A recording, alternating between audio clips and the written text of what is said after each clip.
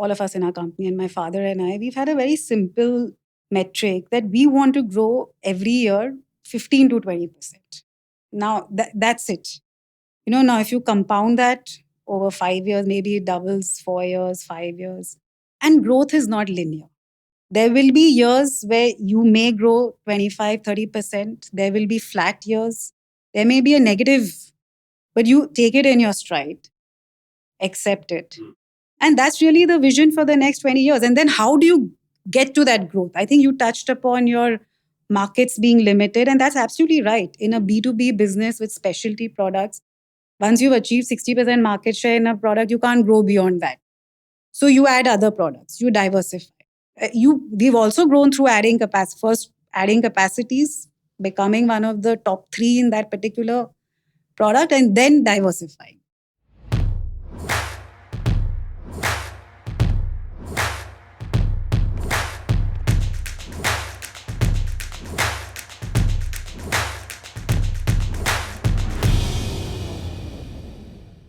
My guest today is Vinati Saraf Mutreja. She's the CEO and MD of 2,000 crore plus specialty chemicals and pharmaceutical ingredients company based out of Bombay.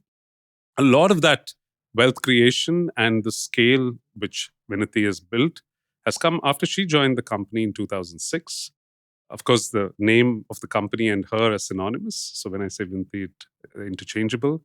While you may not have used their products directly, if you've ever been unwell and taken medicines like ibuprofen to relieve body aches, her company, Vinati Organics, may have touched your life. Recently, Vinati was named Business Leader of the Year by Economic Times in the ET Prime Women Leadership Awards 2023. And I had the fortune of being on the jury, and that's how I was introduced to her. She's also been featured as a young global leader by the World Economic Forum, and Forbes listed her as one of Asia's most powerful businesswomen in 2020. She's also a practitioner of yoga. She's a board director at Make-A-Wish India. And she's been known for someone who's a business leader who struck a balance between working hard on both the business and herself. Vinati, welcome to the Blume Podcast. And thanks for this time today. Thanks, Karthik, for having me. So, Vinati, basically, we'll try and talk to the audience on 3 different subjects. One is, of course, the story of your journey at Vinati Organics. What the business itself is, what are business challenges in manufacturing. It's not very often that we get a manufacturing leader on our podcast. And the third is the theme for this year's podcast has been the power of compounding. So how do you put a whole bunch of levers in place, suddenly that magic starts happening after a decade or a decade and a half?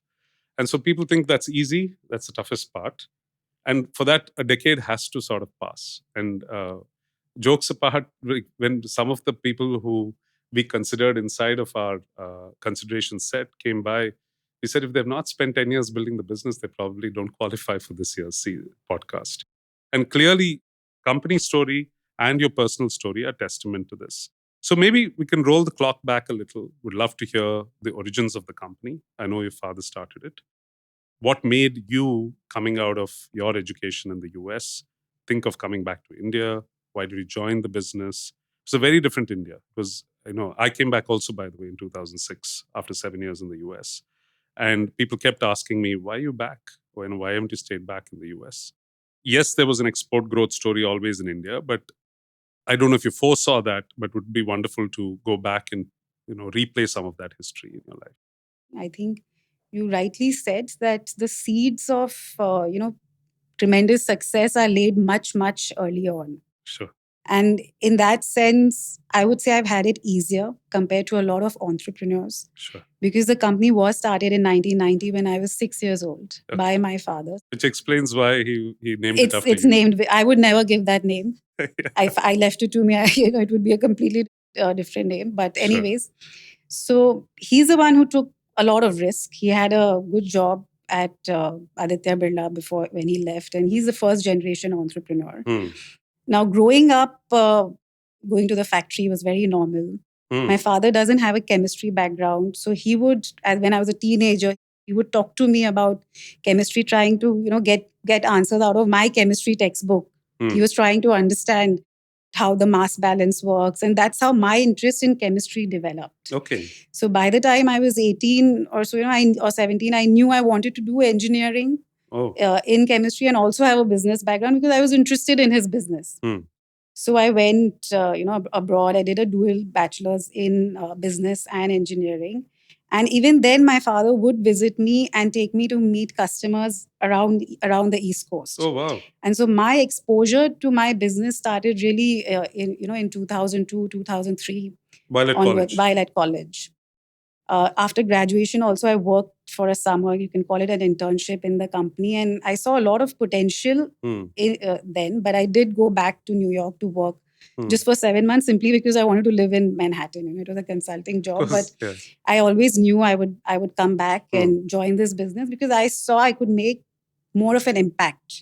Given the position I was in, I could, make more of a difference. Very similar emotions when I came back. So then I moved back in 2006. But we were still a very, very small company, even though we were a 15, 16-year-old company. That was the pace of growth back then. Yeah. And if I remember, our revenues were 60 crores. If you take volumes, because we look at volume growth, not just revenue growth, because revenue means price and inflation. That's correct. Etc. So it was 2000. I think we were doing about, total as a company, we may be doing 8,000 tons or less. Today we do over 1 lakh tons. And in revenue growth, it is like you said, from 60 crores to 2,000. Now, valuation and stock price is a different story. That's a different story. We'll come together. Let's not touch upon that. Yeah. But so 12 times in tonnage and maybe 30 times in revenue. Yeah, because that's inflation, price. I know a lot of our volumes is also we backward integrated. Correct. So there's more tonnage. There's more tonnage, but that doesn't get added in our sales volume as such. But it does improve improve our margins and it does help us overall. Fascinating. So, by the way, I don't know about which audiences you're nervous around, but I can name one person who will be super interested in the podcast, which is my daughter, to bring a personal touch. She's 15, loves STEM to the chagrin of her artist's mother, and wants to pursue chemistry. So there you go. So you might hopefully be a role model to at least one girl I know. So, the growth, when you said it kicked in at 60 crores, what do you think was happening in the first 16 years other than the fact that it does take time? So why did it take 16 years to get to 60 crores? And then what transforms? I mean, you almost have seen, two more subsets of journeys, something like 2006 to 14, and then the 10 years from there. And there's different types of compounding happening. So can you walk us through what you learned when you came in? Yeah. So when I joined in 2006-07, we were mostly selling domestically. Our exports percentage was very less. Today, we do more than 60-65% exports. And there are multiple reasons for it. Like I remember meeting a large US MNC customer, and they wouldn't. Again, these are niche products. I should specify. We make niche. Maybe a little bit about. Yeah, we make specialty. We make specialty chemicals. Primary applications would be. So you said ibuprofen. Yeah. Now that's the product we started with in 1990. We make the ingredient for that, IBB. Back then, that was 100% of our portfolio. Today, it is 15%. Understood. Less than 20%. Massive diversity. And then we diversified into ATBS that's used in oil and gas. It's used in water treatment. Then today, we make products for flavors and fragrances. We make for resins, plastics, various industries. The challenge was that customers said they didn't want to rely on an Indian supplier because they were worried about the geopolitical situation in India. India, they said if there's a war with India, Pakistan, then my supply will get disrupted. Today, India is much more visible. We're talking about the 90s and the early 2000s. Yeah, this is in 2006-07. Yeah. So bagging that first large contract. And so these products also work on long-term contracts. Absolutely. Because once you get a contract, you are in it for 10 years. Correct. These are formula-based pricing. Your margins are almost secured. That's right. $1 per kg. So bagging that first 1 or 2 contracts, that was really key to our, and then when you get the first 2 with these MNCs, then more follow on. Because you're referenceable now. Exactly. You're referenceable. And so when you joined, you think what the export number was very low? And yes, absolutely. It was not even 10% of our sales. So your dad was trying to break through. Yeah. How did Vinati come and change that in some sense? No, I think it was a joint effort. We would go together, meet customers. He, of course, had the knowledge, of course, the experience. I was learning. I was more of a translator. And I think that could have also been for these customers to see, okay, now there is a next generation in this business. We have this foreign educated, second generation come in, and that might have, of course, we also had built the scale. Correct. And we were offering the most competitive, price, quality in a manufacturing business, you have to be the most competitive. Your quality has to be at par. And to give you an example, these products they were paying 50% higher than what we were offering. Okay. So once they got convinced of our organization and our ability to deliver and to service them over a long term, that's how we got these contracts. Like you were saying something around how B2B businesses build quietly. And it's interesting because I think a lot of enterprises seek that stability. Like, if I'm going to risk a lot of my business, whether it's a productivity software or whether it's an input for my core ingredients, is that a long-term sustainable business that I'm going and partnering with? So if you don't have 5-10 year visibility, why would I even bother? And which is why it's so difficult to break into enterprise, even in the stuff we fund, which is typically on the software side. But it's a lovely insight to pick up. So thank you for sharing that. As a corollary to that, I know you spoke about a aha moment where you managed to finally break through to these enterprise customers. Today, what percentage of your business is global exports, basically? I would say at least 65%. Like ATBS, which is our largest product today, is 95% exports. IBB, which we were selling only in India, today in India accounts for 35-40% of the sales, maybe less. Understood. And there I've always wondered in these commoditized businesses where which also is a challenge sometimes for, again, I'm trying to apply software which we know well at Blume. In commoditized businesses, how do you differentiate even within, like, of course you're cheaper than, let's say, whatever the current source was, but it's not like India is not competitive. There are probably few players in every one of the materials that you manufacture, right? It's been unique processes. Like even the IBB technology was licensed from a foreign player. ATBS was a patented technology. It's been 20 years. So it was a different process. Then the way we have grown is integration, meaning synergies with our existing business. So what happened after ATBS? We backward integrated. We started making the raw material for ATBS, IB, which there was very small capacity in India. So we've not only using it for captive, we are also selling it to other users who were importing, and imports have stopped. Then from isobutylene, we started making other derivatives. Like the butyl phenols, which go into flavors and fragrances. From those, we've gone further ahead, and now we are making antioxidants that go into polymer additives in plastic. So it has been the entire value chain. Move to adjacent strengths. Exactly. Even using the same process that we use to manufacture a particular product, what other products can we make with the similar chemistry?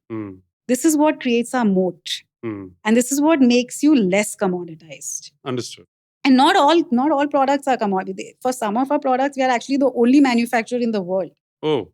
It's like a CRAMS model, We're the only ones that make it, and for specific users, for specific applications. Fascinating. And that is why margins also may not be very commoditized. Understood. And this is another interesting thing that we have seen more so in B2B businesses than in B2C businesses, where it is important to leverage sort of the core product win to be able to start delivering more and more to the customers, so that you build moats of that nature, and you use your competencies to go wider and build a portfolio. Otherwise, the market size might not look large. And we'll come to that when we talk about the future of Vinati. I'm fascinated, given where the journey has come so far. How big can this be in the future is what I would love to hear.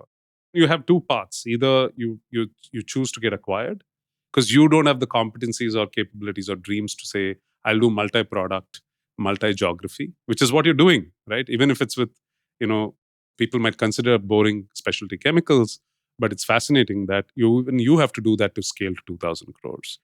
And we don't see enough founders having the ability to maneuver. And they sell a product, and eventually the product gets acquired. So B2B, in fact, in our business, by the way, so far about 8 to 10 mid-sized exits have happened, and all of them are B2B software to global players. Because once they reach a certain scale, the question is, can you grow 20x from here? Like how Vinati grew as a company. And they're making the call saying, no, I think we're done. We're getting a nice price and we can get out and build something else. Of course, it's not easy to keep building new chemical plants. I know you touched upon the fact that you came in '06 and you started working alongside your dad. How has that apprenticeship been? Like, not very common in tech to see intergenerational businesses. I think for the first time, of course, the Ambanis announced it this week, so it's flavor of the week. But, in Falguni's case, we've seen it, but it's very rare that you see this in technology businesses. Professionals run it. So you chose to come into the business. You loved the subject. You came and took over the reins. But how was that journey? Did you have to apprentice yourself through to becoming CEO, or yeah? And can you give a glimpse, because not too many people are familiar with that in the tech world at least. Yeah, What does that absolutely. look like for 8-10 years? So most manufacturing businesses in India are multi-generational Chemical, pharmaceuticals. in our age. And the difference, I think, at least in my opinion, we view our businesses as a multi-generational business. We don't view it as, if I get a good price or a good value, I'm going to sell it. That's good. And that's the inherent difference. I'm not saying what is right or wrong. Each person has their own view. And so first few years, of course, I spent learning, and anybody has to, right? When you're 22, 20, 21, 23, you're learning in every department. That's good. Sales, purchase, factory, meeting customers, writing emails, checking accounts. And then over time, you develop, right? You start understanding, you get the knack of business.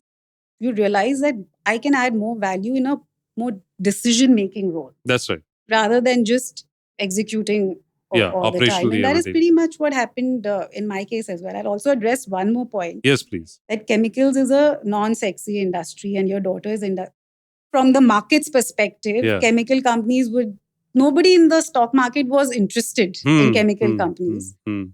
Pharma was way more sexier. We would get multiples of much less than a pharma company. Simply because they were in pharma, even if their product was more commoditized, even if you were a specialty, even if you were a unique, you had better margins. Things have changed now. But the young generation, they are looking at chemicals as like your daughter. In the last few months, so many people have asked me for an internship because they understand chemicals is where the new innovation, whether it is a green hydrogen, EVs, carbon footprinting and, environment friendly technologies. The heart of everything is chemistry. That's correct. So suddenly more and more young generation people want to study chemistry and are not viewing this as a very traditional. No, that's a very interesting point. I mean, you talk about anything around materials today. And in fact, the fact that, environment has come back in such a strong way in the last, 3-4 years. I think everyone was sleeping on it till the pandemic hit and woke everyone up. And now it's like prime time, right? Do we have a shot at saving the planet from far, far more human catastrophes? And right in the middle of that is chemistry more than even biology, right? Biology is post facto. Chemistry is, in advance of that. We have believe it or not, one star company in this space. So 2 IIT Kharagpur kids came straight out of college, had a solvent that they tested in a lab, and it was to more efficiently segregate COX and NOx from flue gases. So it would attach itself. I don't know if you have something like this. It would attach itself to the emissions from your manufacturing plants, separate out the two, and then essentially capture the carbon dioxide. The challenge is always what do you do with so much carbon dioxide? So back then in 2011, when no one honestly cared about saving the planet, and they said, yeah, we know the carbon tax is $30 a ton, but everything costs $60 a ton, so we're not really interested. And so they got 1 or 2 customers in India, but they moved to the UK, got grants, and they're well ahead of the curve. And finally, now they're just getting raging demand. And it was sitting at, believe it or not, $20-30 million of value. That too on paper. It's not like they have more than $7-8 million of revenue even today. And suddenly Chevron led like a $150 million round into them, like last year. And so that chemistry is being valued, to your point. That's the only one we have in chemistry. We have a lot in manufacturing, but it's hard metal manufacturing or automation manufacturing. So I think one curious thing we observed is coming to how you grew. Actually, let me take a step back. How did sort of Vinati plan as a company its equity and debt layout, and what were your sources of capital as you grew? Because it always stumps people that with such little baseline equity capital, very large companies can be built. So that is not very well understood in the venture capital world. Whereas if you look at private equity or public markets, those are the companies that like to fund because a lot of the financial, prudence is already built into the company. So little bit of that journey, perhaps. Sure. How did you grow into an IPO, and what sources of capital was it? All bootstrap before that? Yeah. So when my father started in 1990, Ah. before that he was a service, That's right. He was an employee. He needed, I believe, 20 crores to set up this factory to make IBB. Okay. So how did he go about raising money? He made a project report. That's how he got to know of this product, because the state government was actually looking for a partner. Oh. This product needed to be made in India because there was Okay. demand in India and it was being imported into the country. And he saw the price at which is being imported, and This is the predecessor to PLIs. something like that. Yeah. And he saw the price it could be made. He said it's a good enough risk for me to leave my job and get into this. Fascinating. He got IFP, the French Institute, to be the license provider. So he took a loan from ICICI. He IPO'd. Back then, that's how IPOs were done. They were done at the face value of the shares. 10 rupee share was IPO'd at 10 rupee. I try to educate my kids on this. They don't. Because that is all he had. Oh, I wasn't aware of this. So you actually, it did IPO? Yeah, so we've been listed since the very foundation of this company. What a fascinating story. Yeah, and that's how companies were started. Many companies. 90s, what was your source of money? What was your source of money? You had to go to the public and put out your And then arms. the state government had some stake, and he had sweat equity, but with a buyback clause that over time he could buy stake back from the state government, which he did. But also what he did, whatever dividends he would get, he kept buying more stake from the public markets. Oh, fascinating. So he increased his stake over time from his sweat equity of whatever it was, 20%, or maybe, I don't know, to it was 69 by the percent already by the time I joined. And today it's at 74, simply because SEBI doesn't allow us to go beyond 75 now. Oh, fascinating. What a story. It's so different from today's founders. No, I was aware because I'm old enough to have seen the original IPOs. And the other day I was speaking to Havells bought one of our companies. So we were talking to same generation, right? 70s, in fact. So I was saying, what era did you folks IPO, sir? And then he says 87 or something. And the market cap was like 20 crores or something like that, right? And something of that nature, 50 crores. And today it's 35,000 crores, right? So journeys were like that back then. An IPO meant that's the only source of risk capital. Yeah, who else took risk capital? Unless you were born into a rich family or you had a community that could give you a family and friends around, you had to go. And 20 crores is a lot of money. But to his credit, now again, to stick to that holding over time, in the last 15 years, as the share price moved up, there's temptation to say that to dilute some stake, to offload, but he kept consolidating. Amazing. That's a belief to have in your business, and to also realize, which I keep saying, equity actually is the most expensive source of capital. It is. People think debt is more expensive, but your return on equity has to be higher. Absolutely. So the business has been generating dividends from the get-go, clearly, and so it's never been a loss-making enterprise. No. And when you come in, you're continuing to do these buybacks and you're growing.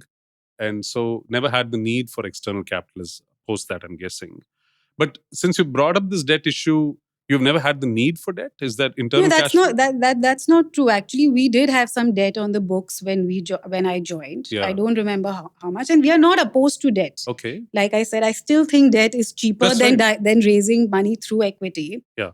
We took debt from IFC in 2010-11, which also I think was a very good, it brought us in the spotlight, having a company like IFC and not going to a traditional bank, because their level of due diligence, the reason they invested in our... Sometimes it's to self-discipline. Yeah, exactly. That the governance and it was actually FCC. It was convertible into equity, which they did. And that, because they believed in our process, our clean and green chemistry. And so that gave us a lot of credibility to the investors and even customers. All of these are very value additive, right? So, I mean, you can get some Blume money, but that's not going to change things. But if you go public or if you start getting DFI money or bank money, you suddenly build a lot of credibility with all stakeholders. So at this point, the company is debt free. It's been debt free for a long time now. So fundamentally, this is a company that continues to grow methodically, gives dividends to all its shareholders, and keeps growing at an incredible pace, as we can see. Maybe before I get to specifics of compounding and what lessons you have for entrepreneurs, what about the future trajectory for Vinati? So, yes, you touched upon a lot of things around intergenerational, the fact that it has to be built long term. There's no intent to ever sell a business of this nature. Clearly, not just specialty chemicals getting hot, but it is a very, very large global market. So, is there in your vision that you've set out for the company? You're super young, so I don't know how much longer you will be at the helm, 20 years, 30 years. How large do you think this gets?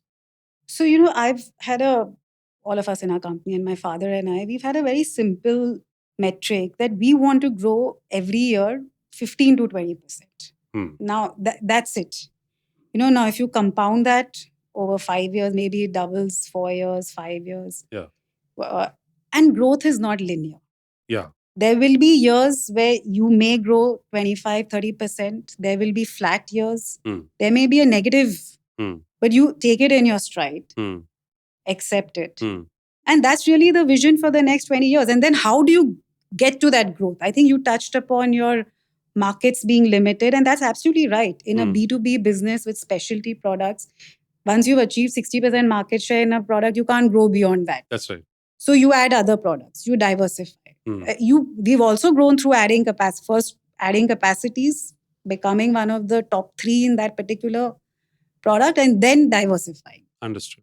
And you've not gone the acquisitions path? Not yet. So far it's been all organic growth. Is that generally fear of the unknown, or you're just happy with the growth that's up now? So don't need to really diversify that way. No, it's really more about the acquisition should make sense. It should be a strategic acquisition where we can add value to the table. And it really has to fit in our portfolio of things. And so far, I haven't come across such a product or such a company. Understood. If I may say so, like the journey seems almost picture perfect, fairy tale. I mean, in the sense that, and so now I want to hear the tough knocks, right? It's been 17 years now at the firm. What are the real tough moments? Like, what were they? Why did they appear? Like, what did they make you think about? Just curious, and what those could have been. Any 1 or 2 examples would be great. No, so ours is again, you have to keep developing new products. You work on certain product. It takes five years to develop. You're working on the process. You're working on a unique process. In that sense, you can say it's a bit of R&D driven. And there has been an instance where we've spent almost 10 years working on a product which we thought would be our next step. And then finally you realize that this is not giving me the results that I expected, or my trials are unsuccessful, and move on. COVID was a down year. This year, it's a down year for our industry as well as for our company, just simply because the last 2 years were so good. Yeah. So everyone's cut back on production. Yeah. So, but you have to look at it over 5 years or over 10 years. How have I grown over the last 5 years? And then you make peace with it. Understood. So you've always thought of, I mean, that approach also helps you to pace your growth and have enough cushion so that the setback of a year or 2 can't shake you up. Can you grow consistently 15, 20%, right? Or 25%? And then lo and behold, suddenly you're in the 5th, 6th year and everything is doubled. And when invariably, that's the top line. And then your bottom line is probably done even better if you put in the right ingredients for sort of sustainable growth. So to us, we are trying to get enough of our tech ecosystem to think in that fashion and say, buddy, once you get to that point, it's far smoother to be able to grow because you're able to withstand shocks from, venture capital or growth venture capital doleouts. And the public markets will love you for it. And we don't have enough great tech companies in the public markets yet. We only have a handful. And if we can get that to be dozens and dozens, then we probably have the beginnings of something new. Just as you're one of the great stories in specialty chemicals, I don't think we have enough in tech. Given where how much we contribute as a tech ecosystem to the globe, the US is showing 30-40% dominance of tech stocks, and we just don't have that here. I mean, one, if you have a view, you can challenge me on that. But I would love to see more of a directional trend on that. Because tech scales on many levers much faster. When you look at a manufacturing business like yours, I know you've reconciled to this stable growth and not taking too many crazy risks. But even that, when it comes to, margins, let's talk about pressures and margins, stock prices, not that relevant, perhaps. I don't think you think in that fashion. Employee turnover, stability, like, you're building a long-term business, but not everybody necessarily wants to be in a stable business, especially in a hot new economy like India. And just culture. What do you think are the key ingredients to compounding, right?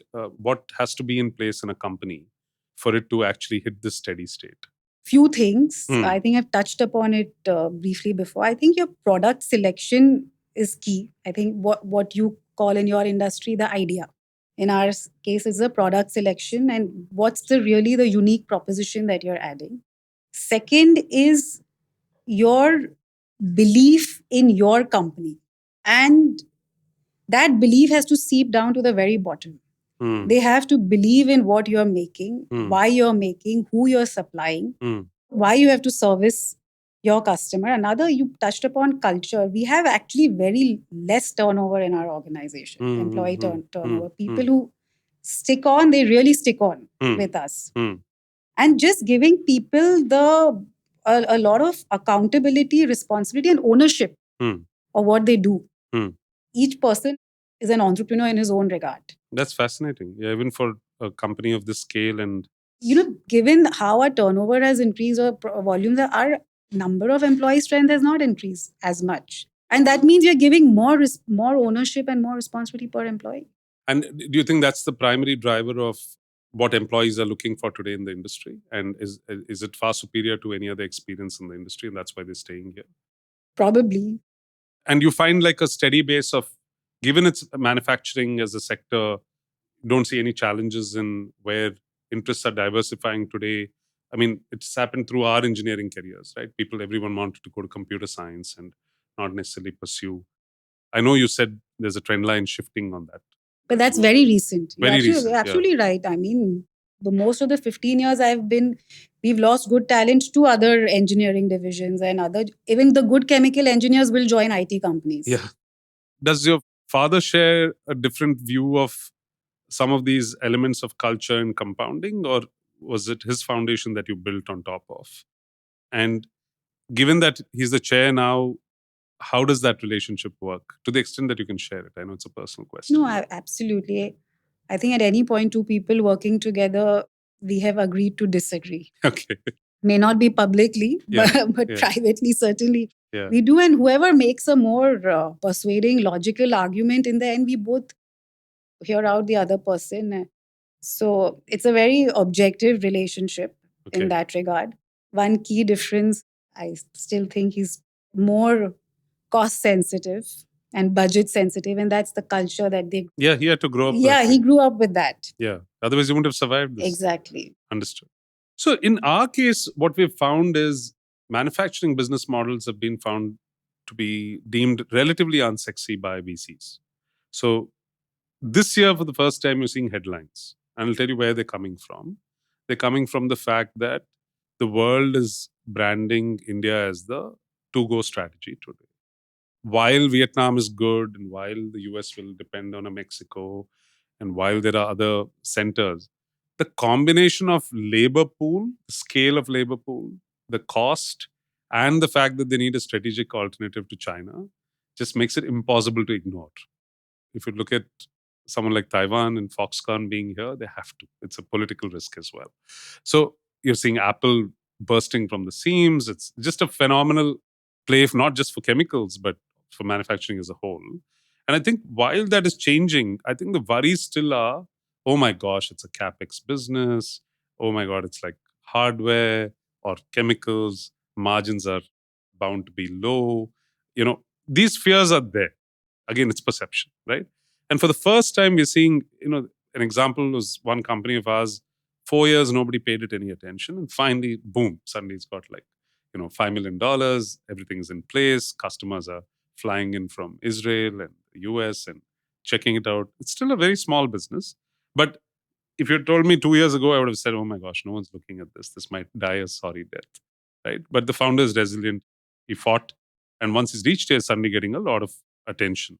So, given your experiences on how maybe the markets or customers or India was perceived, any tips you would like to give to entrepreneurs today? And what do you think has changed in the last 15, 20 years that you've been in witnessing Indian manufacturing? I think manufacturing in India makes a lot of sense. It's not just, there is a hype, no doubt, and why you touched, because China plus one strategy. Yeah.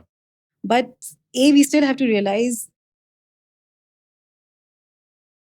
when we put up a plant in India, the capex is much less than for the same plant that would be put up in Europe or USA or even China for that matter. Then you come to OPEX. Our OPEX is also much lower.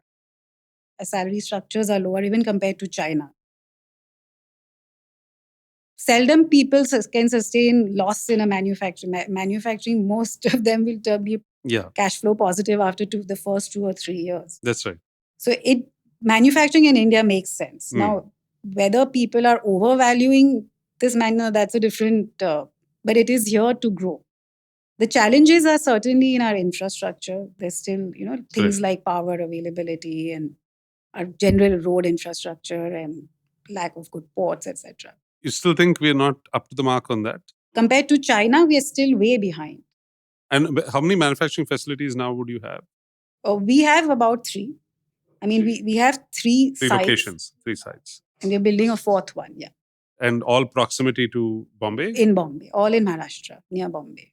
What does equity value mean to a founder who has no intent to really sell? And it's very different where if a young founder has not built a dividend path for them, they do seek some validation of the journey. So you have to sell some, and that's what's happening actually. So we're seeing ESOPs being sold, we're seeing founder equity being sold, so that there is some cushion. And unlike your dad's journey, before you came here, ensured that a lot of these people are in the minority today in terms of ownership. So they don't necessarily control their fate as much as they think they might, right? If push comes to shove, a founder can be asked to leave as well, then replaced with an executive. And that's a board decision at this juncture.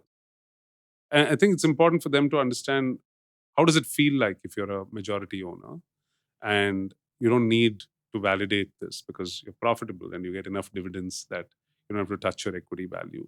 So when stock price is going up and it's 20,000 crores and next step is 30,000, what does that mean for you? Like, have you thought about what does that wealth creation on paper mean?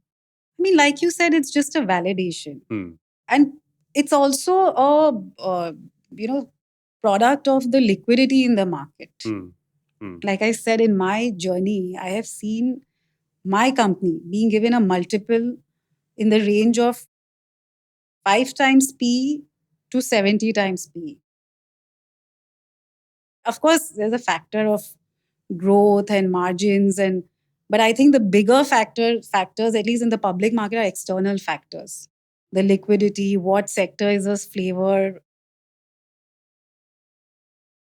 There will be very good times. There won't be such good times. If you're not interested in selling or raising money through equity, then just take it with a pinch of salt. So you don't pay much attention to it at all? There's no need. In your case, there's absolutely no. Again, specific, yes, I am touching upon a few sort of gender-related issues. One is, again, manufacturing historically, even though it might be intergenerational, like you said, it's still been on the floor at the leadership, very male-dominated, right? And of course, having your father's guidance definitely helps you navigate those challenges. But have you ever felt that from customer industry? Actually, manufacturing is a leveler, is it? Yeah, it's a level, because in this business, it doesn't matter what your gender is or even your age is. It's your product, your price, your quality, and that's That's all. Really, who's selling the product, who's making it. So, as a business, I think it doesn't affect. People's perception also, once they know you know your job, you know what you're talking about, these differences don't matter. Don't matter. But yes, there are fewer women in our industry. That has historically been a challenge. Women don't opt for traditional engineering like mechanical or chemical, right? They take IT. They find it easier to get recruited there, and that industry has done a better job also of making provisions for women, accommodating. That's great. But our industry is changing. If you travel abroad, most MNC chemical companies have a lot more women, even in China, and that is coming here. Understood. In the corporate section, like in sales and purchase, you'll see a lot more women as opposed to at the plant level. And you have a community amongst yourselves as well. Is there like a collective effort from women leaders to try and push more entrepreneurship into the community, or? I think I may be on 10 WhatsApp women leader chats. Understood. We want to know each other. Absolutely. We want, absolutely. Because we want to understand from what our challenges are and also encourage each other. Absolutely. You're all riding on each other's shoulders in that sense. And this continues to, I don't know if there are any good ideas, and I'm actually trying to see if I can borrow some. I had spoke a little bit about it at the ET Awards when they called me up on stage and said, "What do you think are the challenges in tech, and why aren't we seeing enough women founders? Why aren't we seeing enough, stories that women have taken to unicorn or profitability or IPO or whatever the metric is?" And the number is appallingly low. I mean, there's no running away from that. Both lesser in terms of employee base, I think that's getting better for all the reasons you said. A lot of women in study in tech, but at the leadership level, and even in our industry, for example, so we are guilty of being, the first 5 partners are all men. So we're trying to groom the next set, and we're trying to encourage them to think that it's their time in the sun. And one of the things I said on stage is and this is the reason I did insist that I wanted someone like you on the podcast. I think role models are important, right? And while you might have access at this juncture, I can assure you there are hundreds of them who don't, right? So when you discuss amongst yourselves, do you have ideas for emerging youngsters? I know you have a support group with each other in some sense, but how do you convey that to a 23-year-old from an IIM or an IIT? I know you look around you and it's male dominated everywhere, but it's not as scary as it should be. What do you think could be good ideas? And do you have any suggestions for us at Blume to be able to pull something off? So I'll give you an example. It's a very specific example. Yeah. For example, I'm in YPO. Yeah. Now they've made me, this thing for this South Asian region, how to recruit more women in YPO. Oh. Because women don't join. Yeah. Because the reason is, even if they qualify, they have their other family things to take care of. Correct. But they don't realize the network that they're missing out on. Yeah. So encouraging them across the region.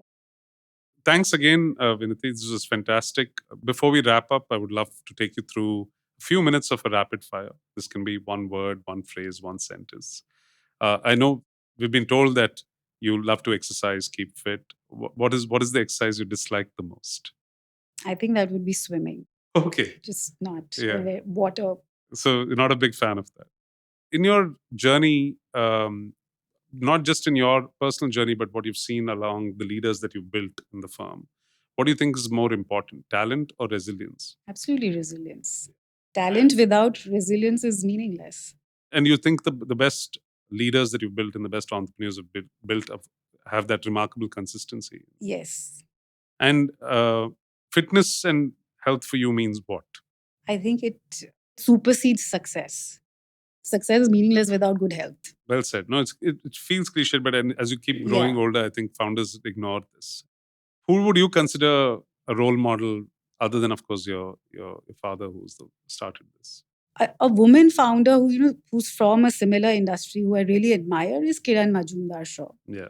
She's built it out on her own. And it's an industry I can somewhat relate to. And you've had a chance to meet her? Actually, never in person. I've never interacted with her in person. She was one of our potential choices for this. So at some point, we should get you to meet her as well. Yeah. I know you've obviously probably built enough talent diversity at the workplace. But one quality where women are inherently far better than us men. Again, this may sound cliched, but they have to be better at multitasking. Yeah. It shouldn't be the case. Yeah. But a lot of the other responsibilities outside work come on women, and that is what we need to work on as a society. Yeah. Rather than just putting us or women on a pedestal that you're better at multitasking, so you multitask. Those jobs need to be shared equally between men and women, so that we don't have to be better at multitasking. No, thank you once again. It was a wonderful conversation. Despite your reservations, I think you're a shining example of what a woman leader can achieve today in India. We'd love for a lot of our young women aspirational leaders in tech to listen to these stories, because I don't think entrepreneurial journeys are about one sector or the other. The challenges are about the same. And we, as I mentioned, we do a community initiative called Lead Tribe, which was actually started by young women in the firm.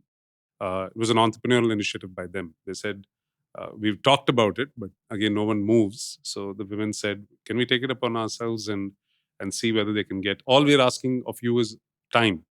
So I'm throwing an idea back at, maybe all the communities that you're a part of. So what we do is we put them through a vetting process, and we literally select 2025 founders and do a little bit of a virtual, now a hybrid, thanks to post-COVID, a hybrid boot camp where they can exchange stories, they can relate, empathize with each other, and also sort of get everyone from like Kunal Shah of Cred to me talking about fundraising, and it's their journeys. I mean, these are all young women founders in tech, right? So it has to be relatable. And I feel at every strata there are women leaders who are looking for a step up in mentorship. So hoping that Vinati Saraf becomes one of those. Karthik, incidentally, while not much involved in your VC tech world, Yeah. my very first job, which was my very first internship, was with a tech VC firm called Insight Venture Partners. So yeah, you've seen our world a bit. And back then, we were making the one example I remember from that 10-week internship. We were debating whether to invest in Facebook or no. Back in 2004, they did not. They didn't end up investing. Fascinating. So yes, you've seen a glimpse of it, and I know you're an investor and you support some funds and you do some investing in tech. So thank you for all of that, and we hope to see more of you in the tech world. So thank you once again.